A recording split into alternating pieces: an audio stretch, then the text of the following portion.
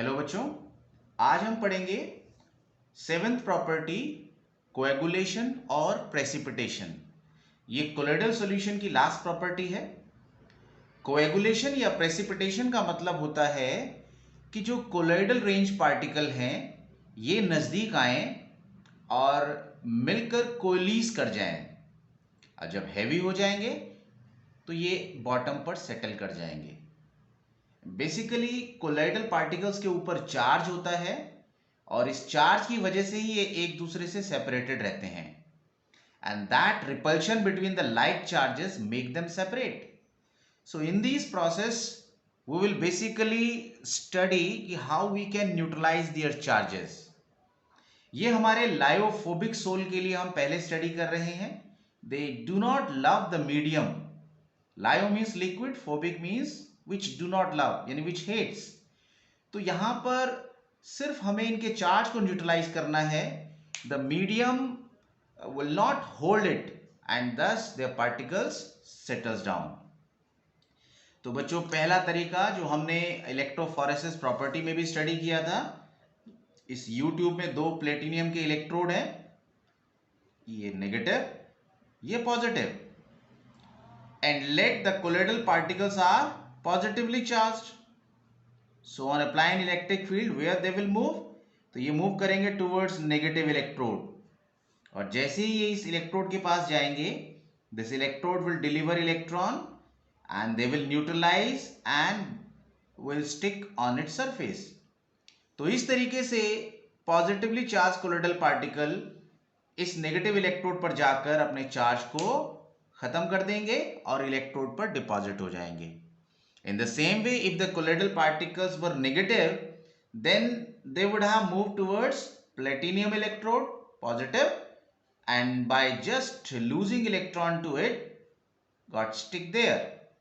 तो इस तरीके से बच्चों चार्ज न्यूट्रल होता है और कोएगुलेशन होता है।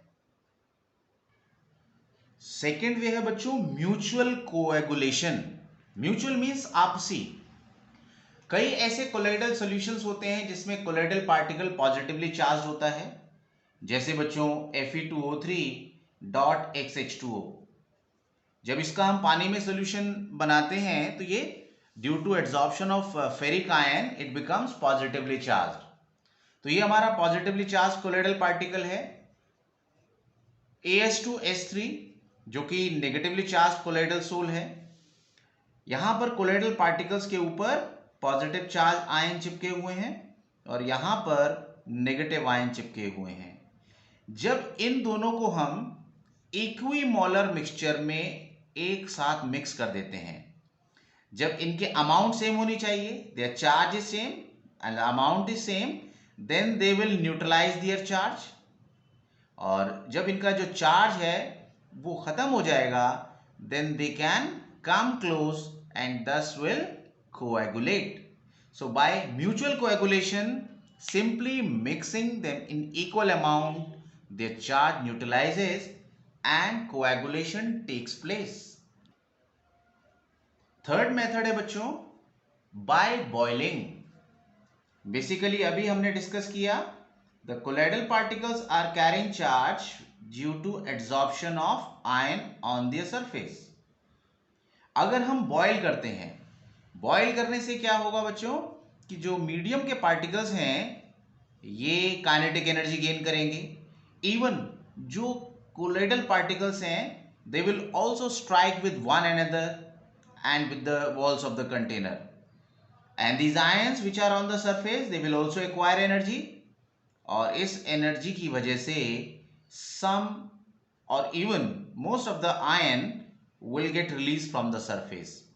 और जैसे ही सरफेस से ये आयंस निकलना शुरू हो जाएंगे, इसका चार्ज खत्म होने लग जाएगा, और जैसे ही चार्ज खत्म होगा कोलोइडल पार्टिकल्स आपस में नजदीक आना शुरू हो जाएंगे, and then the coagulation will start. Next method बच्चों बाय परसिस्टेंट डायलाइसिस। डायलाइसिस में हमने SPM बैग के अंदर कोलोइडल सॉल्यूशन फिल किया था and that has been placed in running water. और ये जो रनिंग वाटर है, जब वाटर बैग को हिट करता है तो इसमें से स्मॉल पार्टिकल्स निकल जाते हैं, जैसे कि कुछ आयंस इसमें से बाहर निकल आएंगे। बेसिकली कोलोइडल पार्टिकल के ऊपर जो चार्ज के लिए रिस्पॉन्सिबल था वो आयंस ही थे। Small quantity of ions are required to have the charge on them, but if we do persistent dialysis, most of the ion will get washed away, they will come out of the bag, और इस तरीके से इनके ऊपर जो charge था वो चला जाएगा, ये न्यूट्रल हो जाएंगे, they will come close and coagulation will take place. Next method है बच्चों by the addition of electrolyte. पहले एग्जाम्पल लेते हैं कि अगर कोलोइडल सॉल्यूशन पॉजिटिवली चार्ज है तो अगर पॉजिटिव आयन इसके सरफेस पे एड्सॉर्ब हो रखे हैं, हमने इसमें इलेक्ट्रोलाइट डाला, फॉर एग्जांपल NaCl डाला। इलेक्ट्रोलाइट दोनों ही तरह के आयंस देगा, प्लस बी और माइनस बी। तो इस तरीके से if the colloidal charge have positive, यानी colloidal particles have positive charge, then the oppositely charge ion of the electrolyte will stick on them. यहां पर प्लस है तो इसमें अपोजिट आयन कौन सा हुआ? Cl minus, and this Cl minus ion will stick on the surface and will neutralize their charge. और charge एक बार न्यूट्रल हो गया तो अगेन द मॉलिक्यूल्स और the colloidal particles will come close and coagulation will start. और इसी तरीके से अगर कोलोइडल पार्टिकल नेगेटिव है तो इलेक्ट्रोलाइट का पॉजिटिव आयन इनके ऊपर जाकर चिपकेगा और इस तरीके से इस नेगेटिव को न्यूट्रलाइज कर देगा। So in this way the coagulation will start due to neutralisation of charge. Now we can have so many electrolytes, some may be good then other. So how will check कि which electrolyte is responsible for coagulation and which has the higher power of coagulation? This will study in a rule called Hardy-Schulze rule. Now, what is Hardy-Schulze rule? Hardy-Schulze rule के दो points हैं। पहला point तो ये है कि colloidal particle जिसको coagulate करना है उसके अपोजिटली चार्ज आयन ही रिस्पॉन्सिबल होता है। Oppositely charge ion to that of colloidal particle charge is responsible for coagulation. Means अगर नेगेटिव कोलोइड है तो पॉजिटिवली चार्ज आयन उसको न्यूट्रलाइज करेगा और कोएगुलेशन होगा, और अगर पॉजिटिव चार्ज कोलोइड्स हैं तो negative ion of the electrolyte will be responsible. अब नेगेटिव कोलोइड्स के लिए हमारे पास यहां ऑप्शंस हैं Na+, Ba2+, Al3+। जिस आयन के पास जितना ज्यादा वैलेंसी होगी, जितना ज्यादा पॉजिटिव चार्ज होगा, उतना वो नेगेटिव कोलोइड को ज्यादा कोएगुलेट कर पाएगा।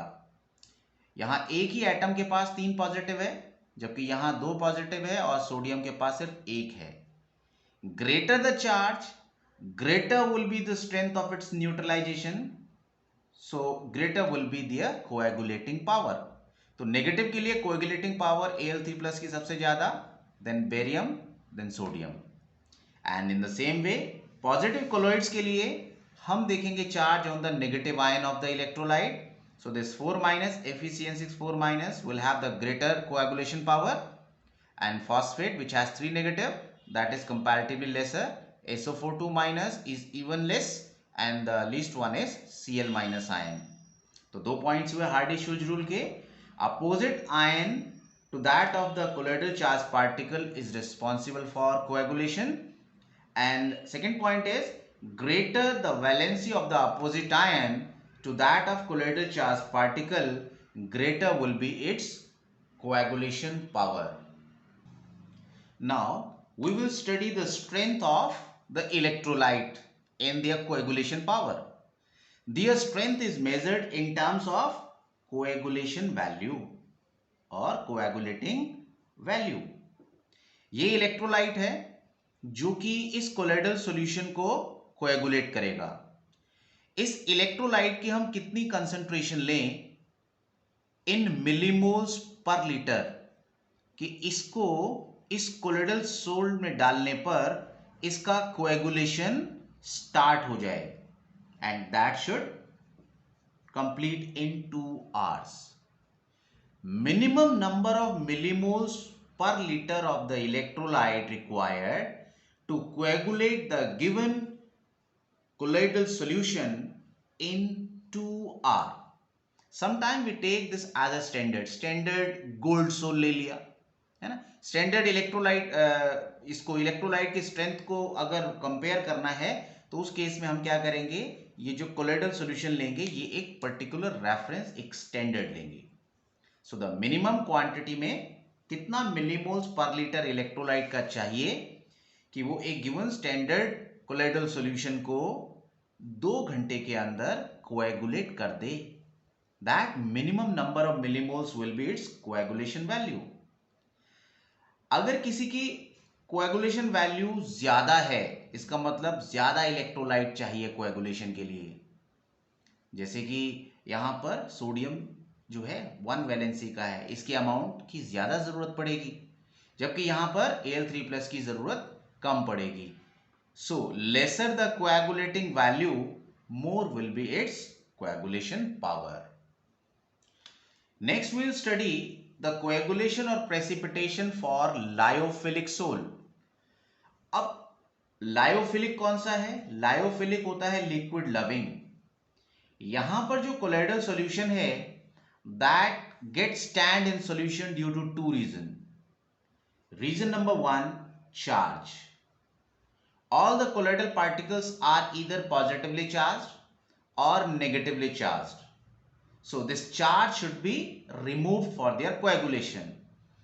तो जितने भी हमने मेथड स्टडी किए हैं अभी तक, all the method can be applied to remove its charge.